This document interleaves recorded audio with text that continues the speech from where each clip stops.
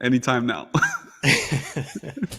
Good evening, ladies and gentlemen. How's it going, boys and girls? Welcome to the live Reseller Show, session number 36. My name's Andy Lawrence. And my name is Kev Massive Action Blackburn.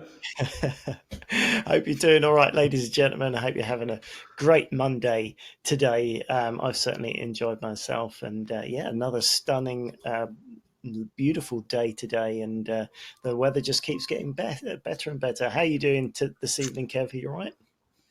I'm doing outstanding, thank you, Andy. It's been glorious weather for the last couple of days. I mean, last week you was in France, so you've just been living the dream again. But it's been fantastic weather here. Fantastic. Yeah, it's been good. It's been really good. I've enjoyed myself. Yeah, up until 1 o'clock this morning, I was in France, and the flight was delayed, so a bit of a late return. But it's all good. It's all good. It's all part of the journey, isn't it? Yeah, and well, to be honest with you, Andy, I think that's one of the. You say it's part of the journey. It's actually part of the success. Being able to go away, being able to go away for a couple of days. That's what we've got. I mean, I can't speak for yourself, but I think for majority of us, when it comes to getting into this business model, taking advantage of Amazon, taking advantage of an online business, that's what it's all about. Jump on a plane, get away for a couple of days with the family, with the wife, husband, kids, whatever you do. That's what the true success is for this business model, right?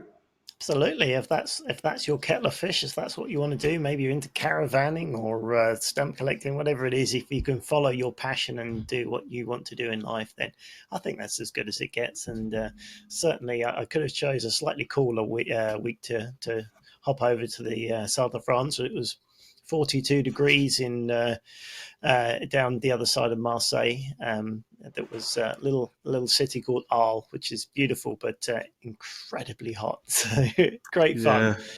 Yeah. But I mean, it looked fantastic. And the culture, I love it. It's fantastic. That's what really gets me up. So, if you guys are wanting to share with us what you are interested in doing, is it traveling for everybody here? Who knows? Not sure. Absolutely. Let us know. Absolutely. Everyone has something different, travel for, I know you enjoy it, Kevin. For me, it's a passion. Maybe it's not for everyone. Maybe you've got other things that you enjoy doing, but the whole point for me of doing this business is to have more time and choice over what I do and how I do it. And that could be anything. So, it's a pleasure to be able to do that when the weather's nice and there's adventures afoot. Then absolutely, that's what we want to be doing. And more to come. Off to LA next month at the beginning of the month. Actually, that's not long away. That's not going to be too long. Beginning of August. That's in a month's time, and that's most of August. I'm going to be exploring the West Coast and San Francisco. So plenty more trips to come, and hopefully a few more as well before the year's out. So plenty more adventures. Living the dream, Andy. Living the dream. What it's all about. Yeah. On that note, good evening, everybody. Good to see you guys. Sam's in, Kev's in, Jonathan's in, Chris is in, Simon's in, Neil's in, Mark's in, Darren's in. You guys are rock stars. Great to see you. The boys are all in. Good to see. How's it going? Yeah. Awesome. Well, it's Q3. Q3 is here, Andy. That's the big news. Yeah, the big news is, if you didn't know, it's Q3. So what does that mean for everybody? It means that we're on the positive side of the year. We're on the exciting time of the year. Yeah, absolutely. Things should be hotting up now. Things are starting to crack on a bit more. Hopefully, you'll be seeing a little bit more going on in your business, and it just gets better and better from here on. That's for sure.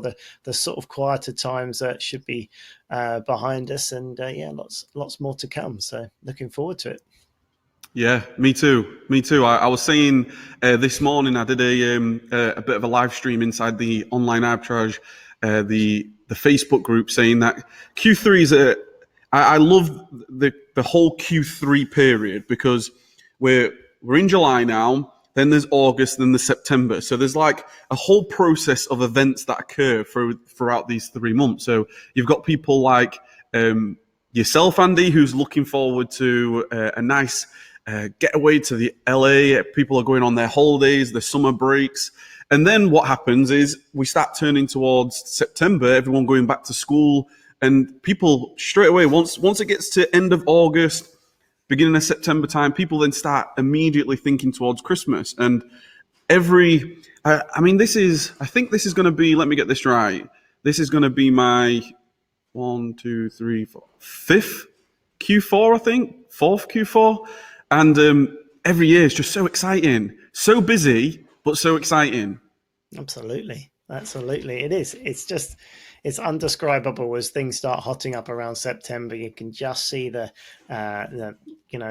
differences, things picking up that bit more, and people as they start to naturally buy a few things for Christmas, and you just get that feeling that it's all coming together. And yeah, it's a great feeling. I'm really looking forward to it. Oh, me too. I'm super, super excited. So I think I saw there's Lenny in that joined. Lenny, good to see you finally. Good to finally catch you live.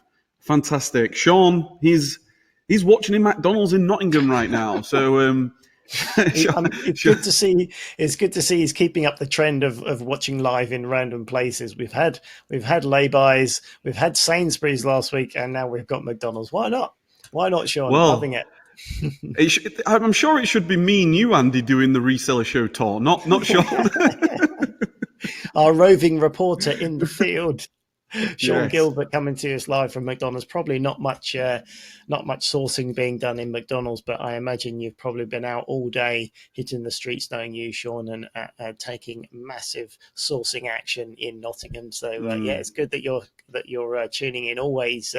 Ready to catch us live, and I appreciate it. So make sure, Sean, please, that we have another live in the reseller group from live reporting from McDonald's, because I always find them amusing if you get a chance. Yeah.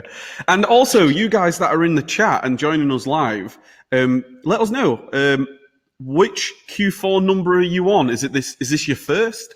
Is this your second? If it's your second, or if you had multiple Q4s, what are you going to be doing differently? Let us know in the chat, and we'll get that conversation started. Because this is actually the. Am I right in thinking, Andy, that this is the first ever reseller show in Q3? Did we launch this in Q4 last year? We did. I think I can't remember exactly. I think it was November or something. So yes, I think this is the first Q3, and it will be the first full Q4 and everything else like that. So yeah, we're breaking new ground every day. Yeah. We are exploring new territories. So, yeah. So, shall we? What's the? I suppose the big news away from, well, it's Q3. We did have Des. Des picked up one story. Did she? She picked up. She did. Here's a good one for us. Did you want to tell everybody, Andy? Yeah, why not? Okay, let me just bring up the sheet here with our notes on it. Where are we? Not that one. Amazon's. No, it's not that one. Okay, maybe I'm not as prepared as I was. Oh, here we go.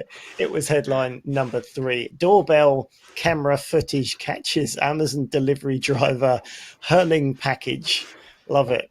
So yeah, I tell you what, though, we're seeing a lot more of with the Ring doorbells and things like this that are coming through. So there's a lot more cameras around people's homes. It used to be a more sophisticated setup with CCTV, and with the introduction of these doorbells, there are a lot more of these sort of things kicking around, which means we're catching more sort of events than you would normally catch. And so obviously this delivery driver has been caught out hurling Amazon packages into the customer's home. So yeah, I mean, to be honest with you, I expect this to happen. You don't often see it caught red-handed, so to speak, but you know that couriers are under a lot of pressure, and I've certainly seen UPS drivers being less than delicate, shall we say, with their packages. In fact, even my own beloved Diego, who I have a personal man crush on, who is just the best UPS delivery driver, I have caught him on a few occasions taking a throw-in from the sidelines and doing an overhead lob of my boxes. All I can say is I'm glad when I send boxes, they're well packed, because they need to be. He's Yeah. a good guy though. Yeah. I was thinking that you was going to say that your UPS driver does that with pallets. Yeah, Overhead I with was going pallet. to say Like, that would be wow. impressive. That would be impressive. Yeah, if I'm That sending box loads, then yeah, Diego usually rocks up, and yeah. yeah, he's usually pretty good. But I must admit, I have caught him when he probably thought I wasn't watching. I have caught him Yeah. try and get things to the back of the van, and rather than getting in and maybe carefully tiptoeing through the parcels, he's lobbed them. But this is what you got to put up But with. this is where I guess we're talking of the reseller show. So there are some things that I take away from this story. Okay, so when the Amazon delivery guy hurls this package, he may have damaged something. It might be broken. The customer may complain to Amazon, whatever it is, right? But for us as a seller, the whole thing is, number one, if you're FBA, know that anything to do with if there's any type of damage from a customer who messages you saying my parcel's been delivered and it's damaged, then Amazon, they should and they will take responsibility for that. So make sure you've got systems in place for your unfulfillable items. UPS, we've just mentioned UPS. They're just chucking boxes in as we get closer and closer to Q4, and as UPS, the trucks, the vans that turn up, as they get more and more full, UPS drivers have a funny way of trying to be creative. They will make those boxes fit. If they have to do a run and a drop kick to fit them in, they'll do everything they possibly can. So from our side of things, what we need to make sure that you have a systemized process where maybe once every 2 weeks, once a week, whatever you want to do, you're looking at your unfulfillables. You're looking at your shipment discrepancies. You're reconciling your shipments. If there is any problems with your stock being delivered to customers and it's all damaged and things, these are the things that you want to. Don't forget about that side of the business as well, because it's all well and good having great sourcing and great purchasing and you're shipping loads, but you could be you want to. The way I see it, and this is the analogy that I tried to have, Andy, is you're filling up your bathtub, right? If imagine you've got a bathtub and you've turned on the taps and you're trying to fill that bathtub up as much as you possibly can to fill it up with water. That water is your products, right? You're trying to get as many products into Amazon as possible. But if you start to leak money, if there's little holes in your bathtub and you are maybe not sorting out your shipment reconciles, or you're maybe not challenging Amazon for the unfulfillable products, or your inventory adjustments, or all these things, what happens is you end up starting to leak more and more money out of your business. So always have a gathering with your team, or just discuss it with yourself, and just think about, okay, where can we potentially be losing money on the back end of things, and fill those gaps up. Because when you're starting to sell hundreds, if not thousands, every day, you've got that side of the business to think about as well. So just a couple of pointers in there.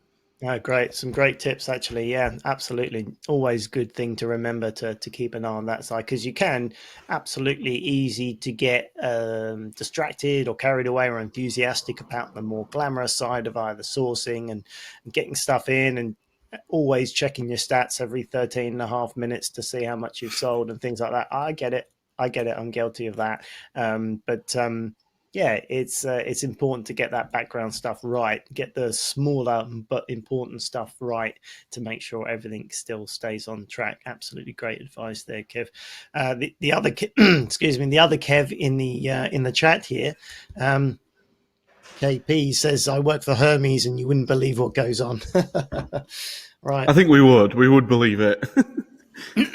But we should probably we should hear some stories all the same, Kev. You'll have to let us in. I think so. Yeah, Kev, you're going to have to tell us what some of the most ludicrous things that you've come across. Yeah, it'd be funny to know. It'd be funny to know.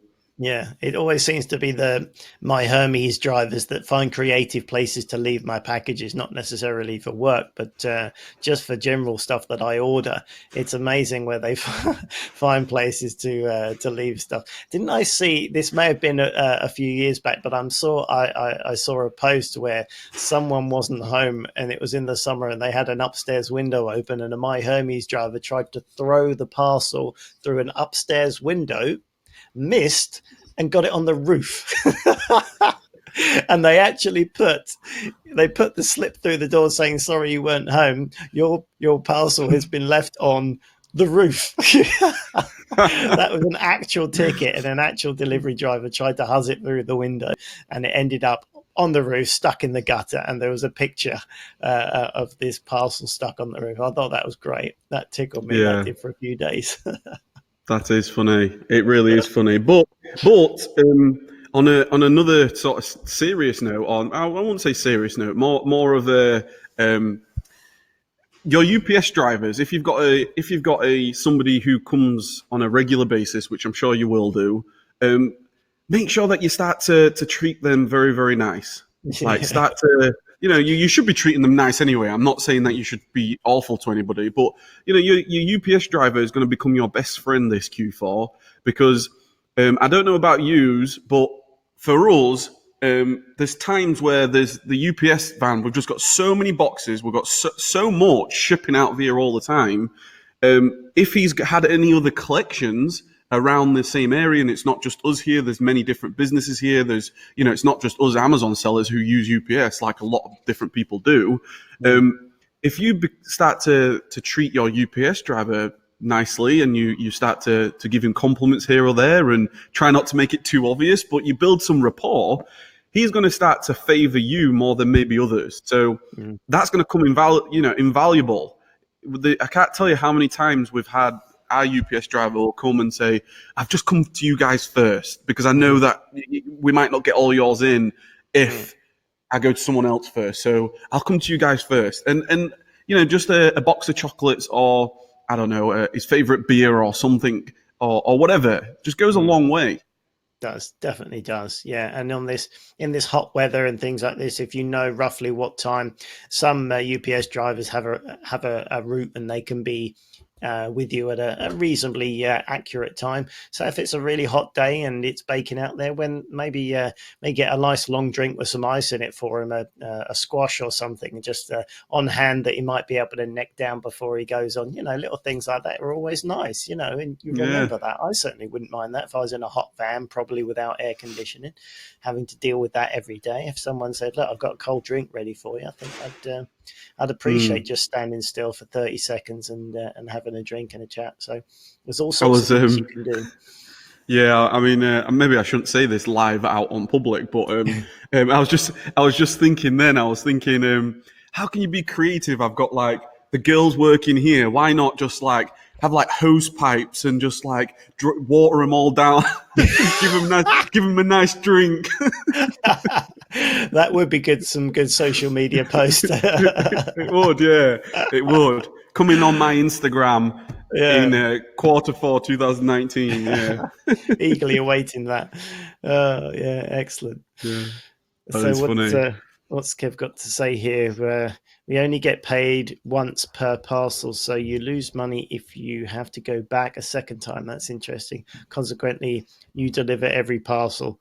So whether it's a bin, window, under a car, etc., just deliver it and move on. Yeah, that makes perfect sense. I didn't know that actually, Kev. So that's quite an interesting insight. So that's why they can be quite creative because they don't want to come back, which is fair enough. So yeah, you sort of deal with what you have to do and be creative and move on, which is fair enough. But I bet you probably haven't tried to get it through the upstairs window, Kev, yet. But you never know. There's some hot weather now, so maybe you might try that one.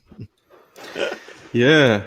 Right. Okay. So I did want to just give a couple of shout outs. I think there was a great share from Chris yesterday. Mm-hmm. Yeah, Chris. Arbitrage Superstars. He was basically he was in the Reseller Show Facebook group, which if you're not a part of the Facebook group community, please do join. There's we are getting more and more engagement in there, just sharing some successes and sharing some just celebrations in there. And Chris was very nicely, he put a post out yesterday, basically saying it's very rarely that he gives insight into his business and how it's performing, but because of the amazing work that he's done, the massive action that he's taken, he's brought his brother into the business. You'll most likely remember from a few episodes back when we spoke about Chris saying that he's brought his some family members into the business, and he's like up 17% over the previous 30 days, which is a staggering increase. It's fantastic that. And a 16% increase from this time last year. And, when I see greens, it doesn't really matter what the figure is. All it is, you're in competition with yourself. Everything's green. Chris is a superstar, taking massive action. And congratulations to you, Chris. Keep it up, because your Q4 is going to be outstanding. Absolutely. Keep it going, Chris. It's always good to see Chris doing well. He deserves everything he gets, because he takes things on, he learns, and he implements, and he builds his business. And he's a great guy. I always enjoy seeing him do well. So well done, Chris. Good to see you doing Amazing. well. Really pleased. And thanks also, for sharing. Yeah, thank you for sharing. And also, there was Jake Diego, who's from the Online Arbitrage Mastery, the Facebook group. Jake is actually one of my moderators in the group. He's one of the success partners of the brand, and he's just quit his job. He come out of his job. This is an incredible story, Jake. I just wanted to give him a bit of a shout out here, because I don't know how he's done it, but he's been working full time since the start of his Amazon business. I think he's sold the best part of close to $500,000, right, while working full time. He peaked last Q4. He peaked at $63,000 in 30 days, all while working full time. And he's an absolute rock star. He's got a full team of assistants. He's systemized his business. He's doing retail arbitrage. He's doing online arbitrage. He's done absolutely amazing. And he's shared this past week that he handed his notice in a couple of months ago, and he had to do like a notice period. But he sent a picture of his office. I assume the day he was walking out of it. So just a shout out to Jake, because I know how hard he's worked. And could you imagine selling nearly $500,000 while working full time? I mean, should be right in the book. That's impressive. That shows real commitment. That's awesome. Always good to see people, clocking off on the last day and celebrating that changeover to sort of make a positive step for their life, and special time. And I think it's nice to sort of share that with the community. And good on you. Good to see. Yeah, absolutely. And he's a fantastic guy. He shares a lot on his Instagram as well. I think this is a great thing about Instagram nowadays, because of the stories and behind the scenes and things.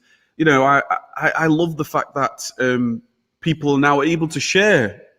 It doesn't have to be like a really like professional video or anything. It's just real life. Just stories, just sharing what you're doing. Here's your boxes, here's your products, here's what you're doing. And people love that. People resonate with that. So I guess the call to action to you guys if you're watching, please keep sharing what you're doing. Share your journey, take photos, take videos, share as much as you can, because all it does is just so motivational for everybody. Mm-hmm.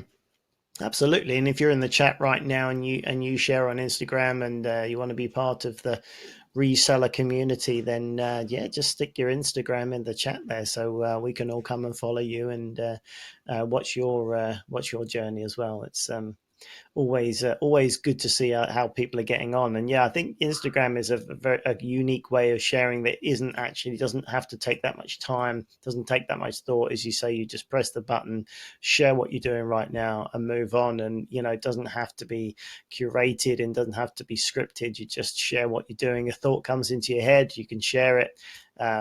Share what you're looking at. If you think something's useful or interesting, then it's great, and I like that about Instagram. It's easy to put out information and content. So yeah, if you're on it, if you want to watch other people, then stick it in the chat here, and we'll come and follow you for sure. Yeah, absolutely, absolutely. Right, so shall we go into some questions? I think we should. I think we Yeah, should. awesome. So let's have a look here. The first question here. Question one was from Ash Jones. Hello, I've been an eBay seller for nearly 5 years and I've recently moved into selling on Amazon as well. Would somebody be able to explain to me how the sales rank works, please? Like, what's a good sales rank and what's a bad in terms of numbers? Seem to be all over the place. Thanks in advance. It's a Yeah. great beginner's question. It's a fantastic question, especially. I mean, I've never sold on eBay. Well, I have sold on eBay, but not professionally. But I can imagine people coming from eBay to Amazon. It's a completely foreign Mm. world. Yeah, absolutely. It's a totally different thing. And there's a lot to get your head around when you're coming from one place to another. It works differently. The listings work differently. What I would suggest to begin with is to get over to YouTube and type in and see if you can watch some basic videos there, Ash, because there's a lot to learn and there's a lot of really useful free advice on that sort of thing. And if you're at that level, there's probably a lot to learn and quite a steep learning curve. So yeah, get over to YouTube and sort of type in some of those questions. There's an awful lot of free content that will really fill in the blanks and that is pretty reliable as well. But why not? Let's try and tackle that one as we're as you've asked us the question. So bestseller rank is a number based on a category of the item you're looking at. It will change in different categories. The number will change and mean different things because it's based on how many items are in that category. So it goes up and down depending on compared to the total number of items in that category and then how many times it's selling, so the selling volume. So the closer the number it is to zero, the faster it's selling. So it's selling a lot. And so you really need the help. What will help a lot is the use of a bestseller rank chart to put it into perspective. And there's a few places you can find that on the interwebs. If you search for if you're I guess he's a UK seller, search for Amazon UK bestseller rank chart. There's a few examples out there just to give you a mental representation of what's going on. But you'll have a total number of items in that category, and then a number that might give you a rough idea of the top 1% and 3%. So just get your head into the idea of the sort of number or whatever category you're looking at that might be a reasonable one. But Keeper will help you a lot. Will be able to show you in a chart to watch how the seller rank goes up and down, so to speak. But it's a difficult one to answer on here because it's probably a 15-minute answer, and we probably don't have the time to go into that much detail. And I'd have to share slides and things like that. But essentially, as the number of sales happen, the seller rank will drop down, or depending on the way your keeper chart is actually set, you may see spikes in the chart, which will indicate at least one sale. So if you're looking at a keeper chart, there's loads and loads of spikes. That means there's a lot of sales. So yeah, very basically, the nearer to zero means the faster something is selling. And once you get a good grip of what that means and how it means in relation to that category, don't forget it will change category to category. Once you get a good idea what it means in that category, you'll get a very good idea of the sales volume. But, and there's a big but, you can't take the sales rank in isolation. It's not the be all and end all indicator of what's going to happen. You have to take it into consideration with competition and price and various different other things, all in all, to be able to make your buying decision. There are a few more things to look at, but it's a very good indication of what might happen in the future. So research as much as you can about it. Have a look on YouTube, find some basics, take a course. I know a few good ones if you want to invest and compress the time that you're learning. Otherwise, there's a lot of free content on YouTube, and go ahead and get stuck in, because it's a great platform. You can learn relatively quickly, and you can go from zero to hero relatively quickly on Amazon, actually a lot quicker than you can on eBay. eBay takes time to build an audience and to build your brand and get eBay to pay attention to you. Doesn't work like that on Amazon. You find some good stuff, you get it for the right price, send it in, it's going to sell. So you can make really good progress very quickly. So yeah, good luck, and keep us posted on how you get on. How did I do, Kev? Yeah, yeah, very, very good, Andy. Very good. It sounds to me that you've been doing this for a few years at this point, Andy. I think. I've answered that question once or twice. Yeah, yeah. But yeah, I mean, he's hit the nail on the head there, Ash. It's so important. The main point when it comes to sales rank is one of the worst things that I hear or see is, oh well, I'm going to purchase this because it was in the top 100,000. You got to a sales rank is only a number. It's a snapshot in time. It's only a number today, Yeah, right? But you need to see that over a long period of time. Or a month, 3 months. So so you can see what that sales rank has done. And like Andy said, basically you've got millions of products on Amazon. Everything is ranked from the most obvious sales rank is 1, because you see the badge, number 1 bestseller, and it's a great badge to have, especially if it's your own private label product. Could you imagine? It'd be amazing. So yeah, that number 1 bestseller. All the products are competing to become that number 1 bestseller, but a product might be ranked 10,000. So that's 10,000th best-selling product on Amazon in that category. So it might be the 10,000th best-selling toy in the toys and games category. Okay, so you've got all those products all the way around it, from 9,999 to millions. They're all competing, and Amazon's huge algorithm is just ranking them all the time. So if you've got 1,000 products that now start to sell more than that particular item at 10,000, it's going to jump down in rank, and those products are going to overtake it. That's what happens, and that's why basically when we start getting to Q3 and Q4, you'll find the whole demand of everything. I don't want to get too complex, but a bestseller rank of 10,000 may mean something different in February to what it does in November, because in November the demand is so more concentrated, so the competition is so much more fierce. So yeah, that's something for you to think about, especially as we start getting towards Q4, when you're starting to do your research and how many quantities that you're looking to purchase. These are the conversations that you're going to start having in your business, for sure. Great one. Yeah, good stuff to follow up with that, actually, Kev. Yeah, what can happen, just to give you an idea of how it could be inaccurate, so to speak, if you've got an item that hasn't sold for ages and you happen to look at that item 5 minutes after it's sold, there will be a dip down in the bestseller rank, and because it's relatively recent, it will look pretty good, but that doesn't tell you the whole scenario. You need to look at something like Keeper, where you can look back over 3 months and see there's been very little activity, and then maybe sold 1 or 2, and it's just dived down at this given moment in time.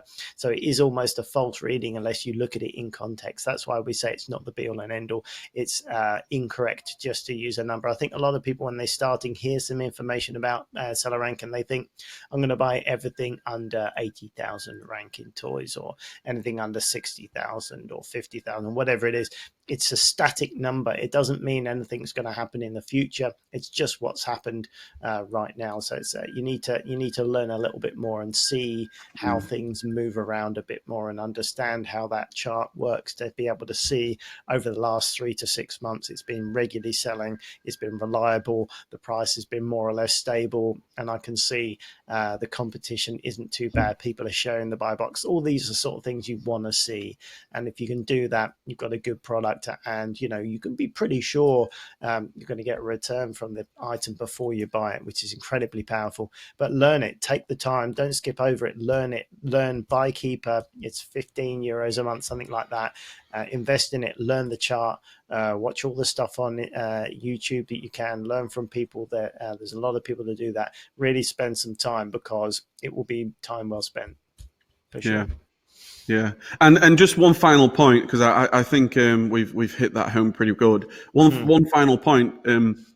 You've got to be very, very careful. If there's a product that's been, let's say, once upon a time, it was an incredible seller, maybe even a bestseller or whatever, and you look back in time and it was up there in the top 1,000, and then over time, what's happened is maybe the price has increased and it's like slowly, really, really slowly started to, the gradient of the sales rank dropping is at a point where it might still be in the top 100,000 or something, but the keeper graph over a month, you might be seeing spikes, but the actual y-axis, which is the 0 to however many sales rank, is only looking at a small sample from like 100,000 to 120,000. So you've got this scenario where you're seeing spikes and you're like, oh, this is a winner. But if you went over the past 6 months, you'll see that it was really, really good maybe 6 months ago, and it's slowly over a period of 6 months dropped down really, really slowly. So always be careful of that as well, because you're just going to end up with dead stock. Yeah, great piece of advice. Look back if you have time. Look back over a longer period. It's going to save you a lot of heartache in the end. Great advice there, Kev. All righty, shall we move on to another question? Yeah, another question was from Daniel Bateman. Great question, this one. I've just signed up for a new repricer. I was using Amazon's repricer before, but it's useless. There's no surprise. However, the mins and maxes I set using Amazon's repricer is still there, and pricing errors keep popping up. Is there any way to delete those mins and maxes and allow my new repricer to take over? Have you ever had that before? I assume that you never used Amazon's repricer, Andy. No, I messed around with it when I first sort of discovered it and played with it. But yeah, after you realise that it's just basically in their favour, I haven't used it since, and so it's not. It's not really. It's almost difficult to call it a repricer, really, because all it is a tool to get your selling price as quickly down to your basic as quickly as possible, really. So it's good to try these things out, but when it's not working for you, it's also good to have a rethink and move on. So that's no bad thing. Kev's probably the guy to talk about reprices. I haven't used them that much. I keep threatening to make more use of them in the future. I still like to keep a bit of manual control and go through and manually adjust my prices. I accept that it would probably be more profitable for me to use a repricer, actually, because there is always going to be time which it takes me a little while to get to an item that has moved since I last checked it, and in which case, if you had a repricer, that would have adjusted it sooner. But it's my own personal preference. I like to keep my head in the trenches to see what's going on and make decisions that a repricer maybe wouldn't make based on a few more different metrics and based on the individual competition and things like that. So I like to see what's going on. But having said that, I've been threatening to have a little bit of a play with a repricer in the future, and I'm sure I will get to it with maybe some caveats and leave a certain amount of my stock out to do manually, and then have the rest of it in that can be to be used with it. But I do recommend one. Just because I don't use one doesn't mean that I don't recommend them. I think they're good. They're certainly good in the OA space and probably invaluable. But Kev, you use a repricer in your business as the bread and butter. So what have you got to say about that one? Because I don't think I'll be a lot of help on that question, I'm afraid. I'm not entirely sure how helpful I'm going to be either, to be honest, because okay. I don't appreciate why. I don't know. I don't have any experience with Amazon's repricer, unfortunately, and I don't know when you're saying that Amazon's repricer, it's giving you pricing errors and it keeps popping up.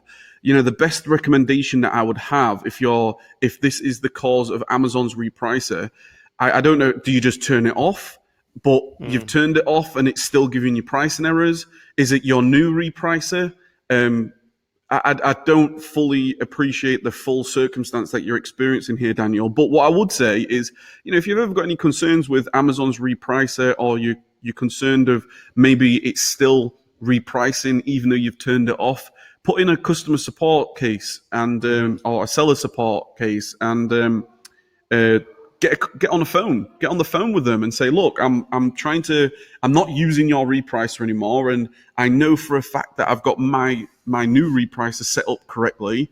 Make sure that if you are using your new repricer, and I mean, the repricer I use is Repricer Express, and it does reset every night to the max.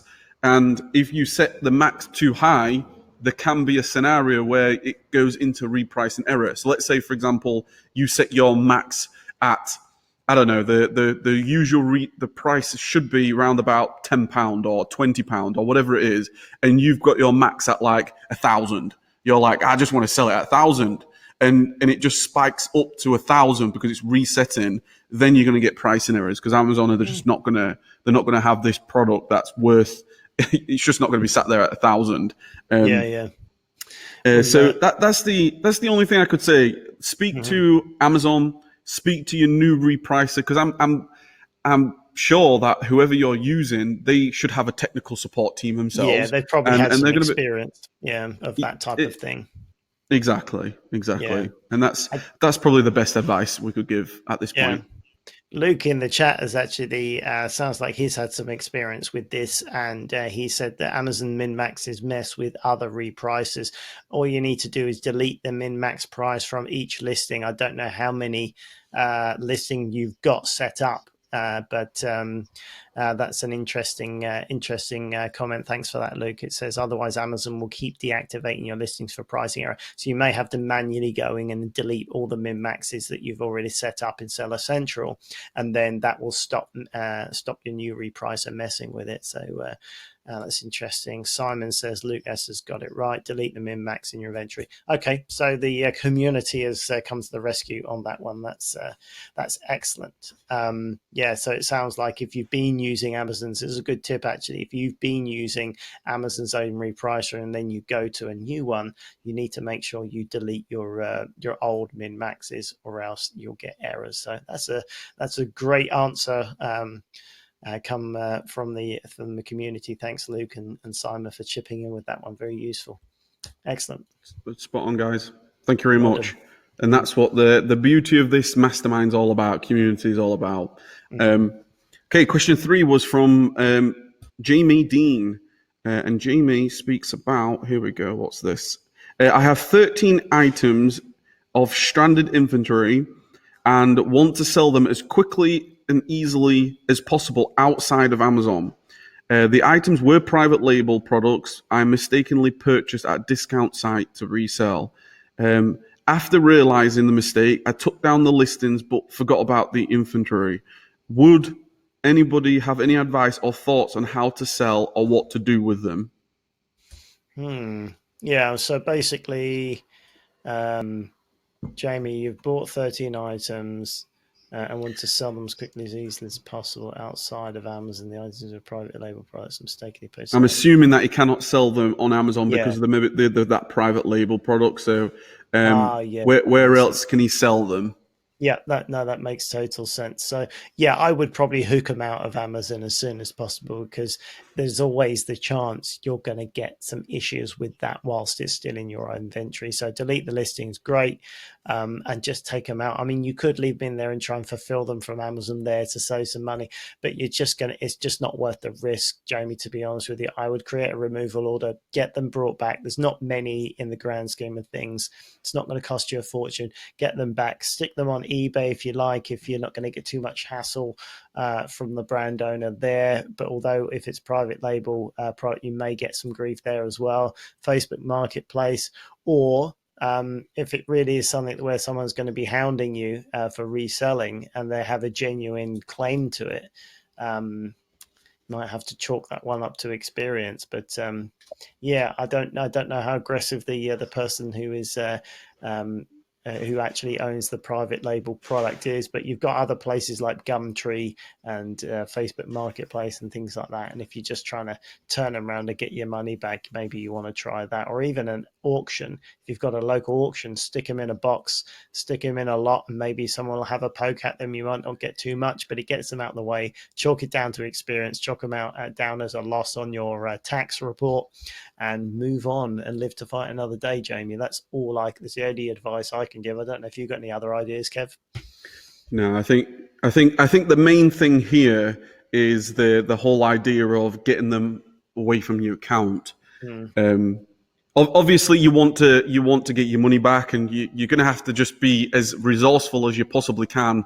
Sell them on Facebook or wherever you can, right? So do whatever you can, like whether it's try sell them to your friends, sell them to your neighbors. Just be resourceful. Have some fun with that.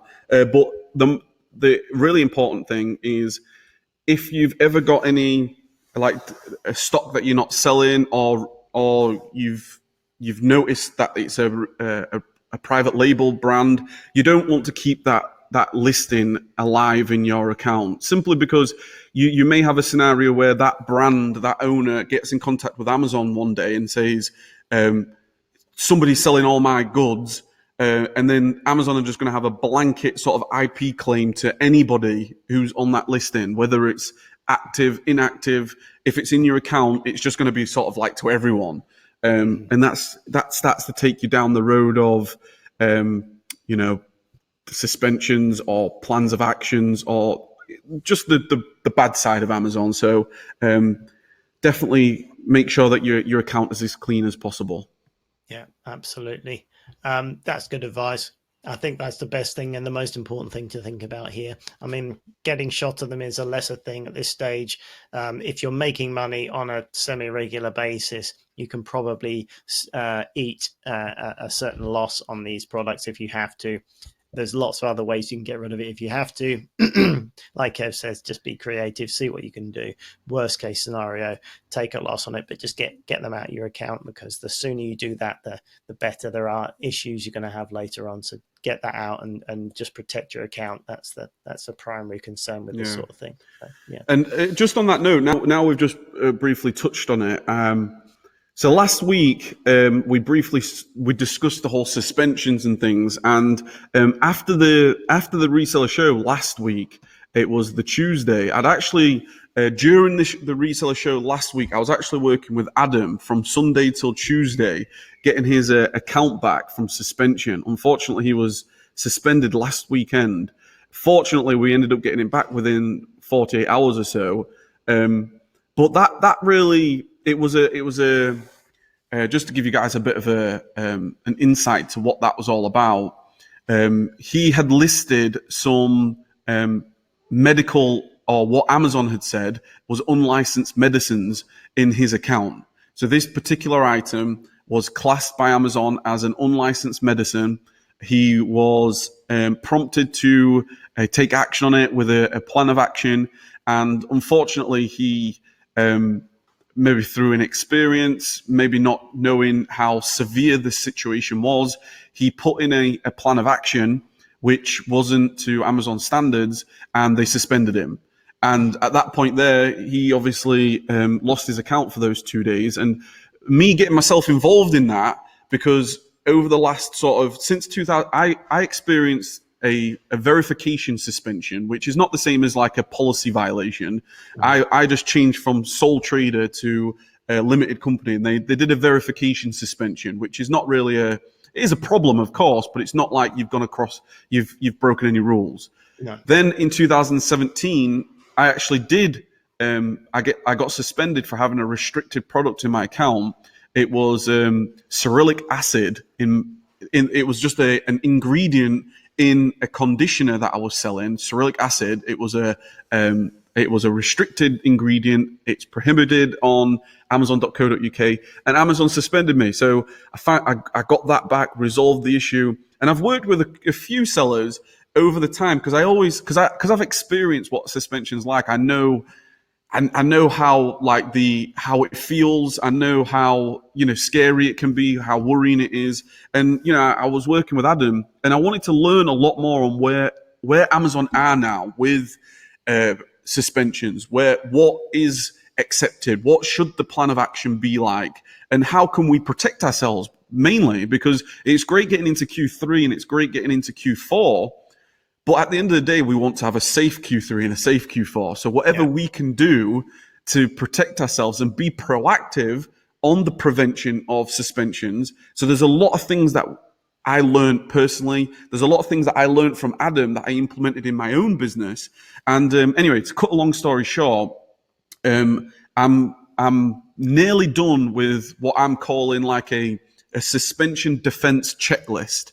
Okay, so me and Adam over the past week have been we resolved his issue. So I've been fully involved in the plan of action and Amazon's policies. I read so many policies, I can't tell you.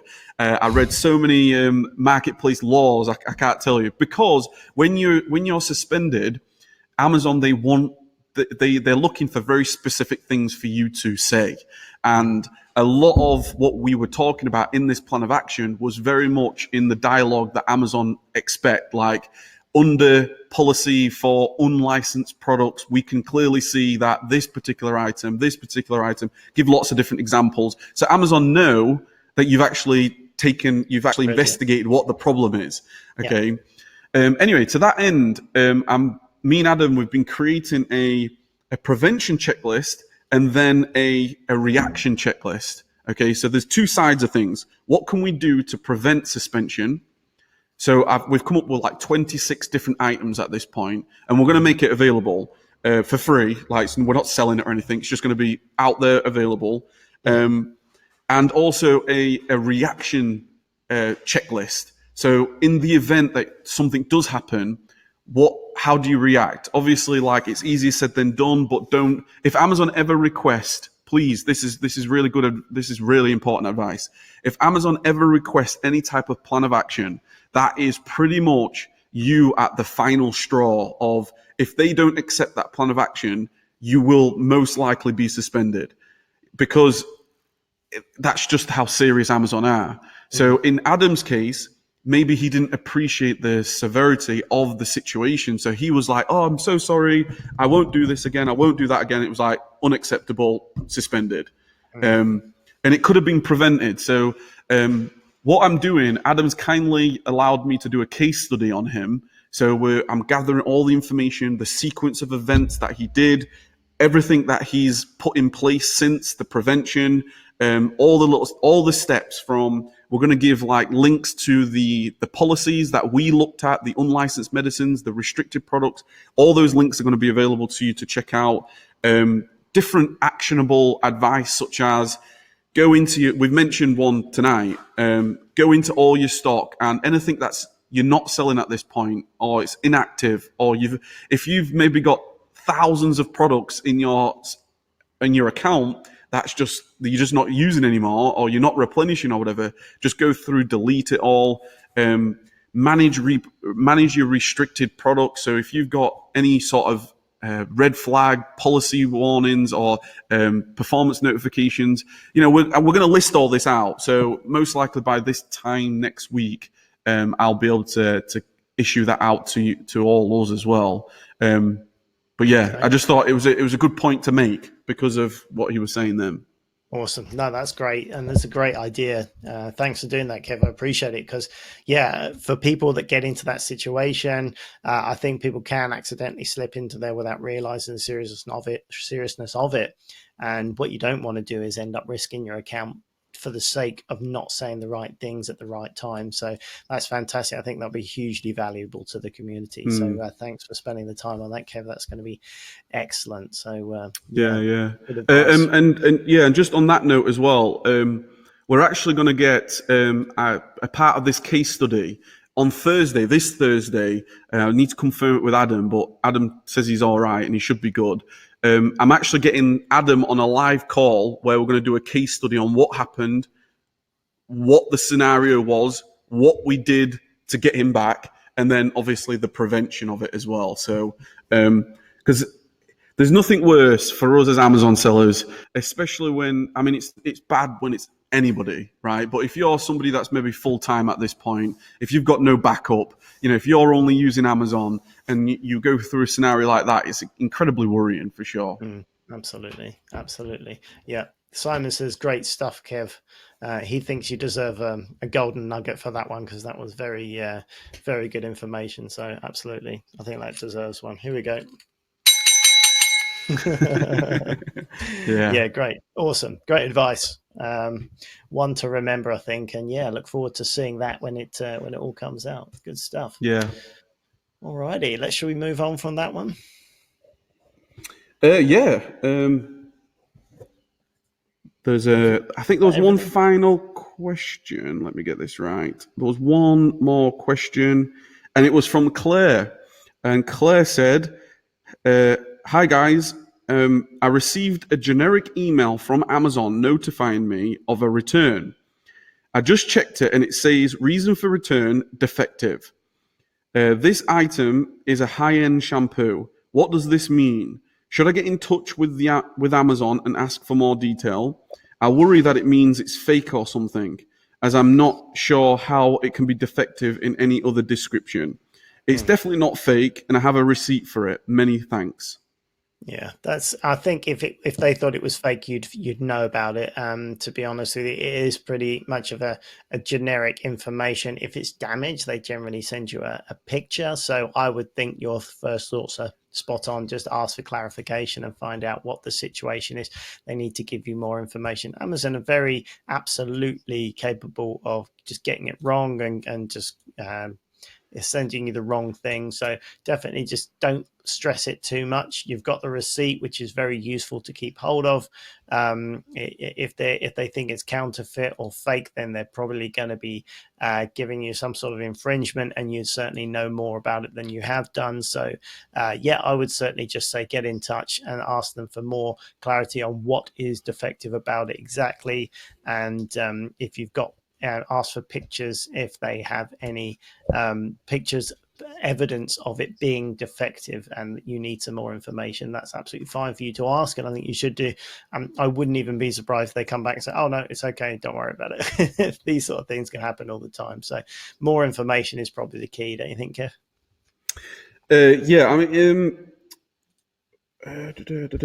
Yeah, I mean, I wouldn't worry about like it's fake or anything like that, because like Andy says, you will definitely know if there was any type of unauthentic claim or any type of fake claim or anything like that. It would be very quickly sort of in your account as a performance notification, if anything. Just like I was just talking about, a plan of action or prove, it probably would be more towards send your documentation for this item, because it's been potentially somebody's questioned how real it is. But you're always going to have that. You're always going to have a scenario where maybe somebody returns something as defective. There could be so many different reasons for that.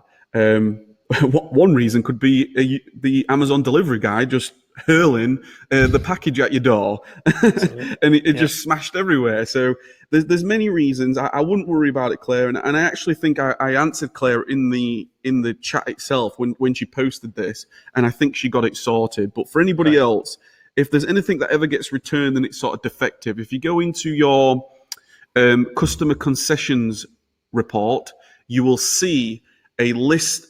Amazon, they tell you everything that's being returned, because Amazon are taking care of all your shipping, they're taking care of all your customer support and things. And Amazon, they'll start to list all these items that may be being returned, and they'll have different reasons for why they're returned. For me personally, in our business, what we're always looking at, and this is another top tip, is item not as described. If somebody ships something back saying, I'm not happy with this product, item not as described, you would think that Amazon would make that as sort of unfulfillable or something. But you'll find at times Amazon will just make that available for sale again, which means that, one, if you didn't get any bad feedback because you've just sent them, they was expecting a black mug and they got a blue teddy bear, item not as described, I'm sending it back. If they haven't put some bad feedback, then that's good. You've dodged a bit of a bullet there, right? But the worst thing that you want is then Amazon to resell it to somebody else, and then you get some not very nice customer who's like, bad feedback, sending messages and all the rest of it. So we always check that on a weekly basis. We will always check customer concessions, item as described. If there's anything that flags up not as described and a customer's returned something, that could potentially spell like we've maybe done something wrong in terms of sourcing. Have we just sourced the wrong product? If we have, then it's gone through those multiple layers of protection. So it's gone through the warehouse.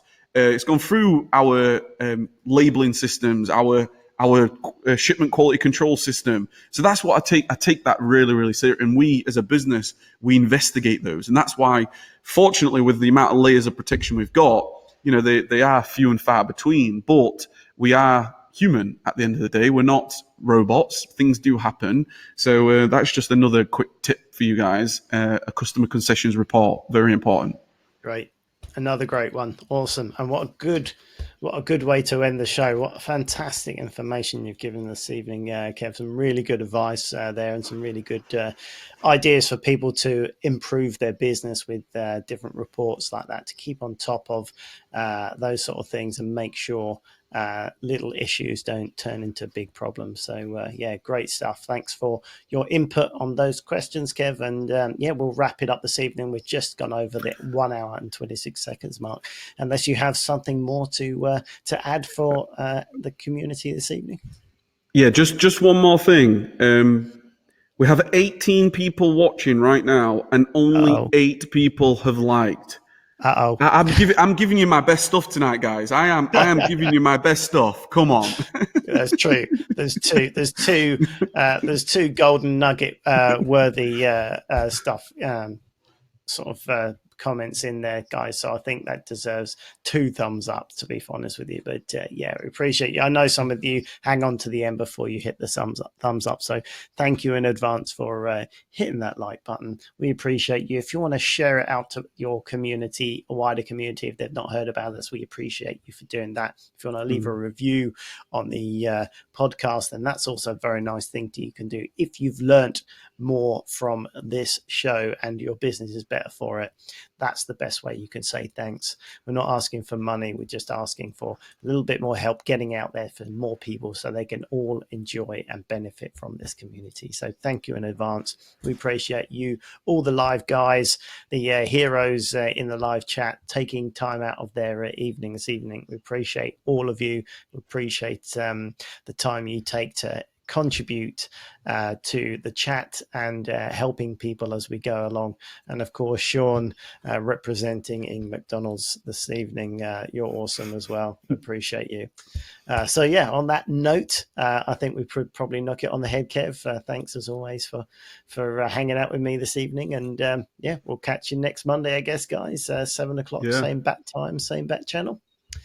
We'll absolutely say good evening for now, and we'll see you next week. Yeah, see you later, guys. Take massive action as always. Q3's here. Let's do this. Come on. See you later, guys. Yeah.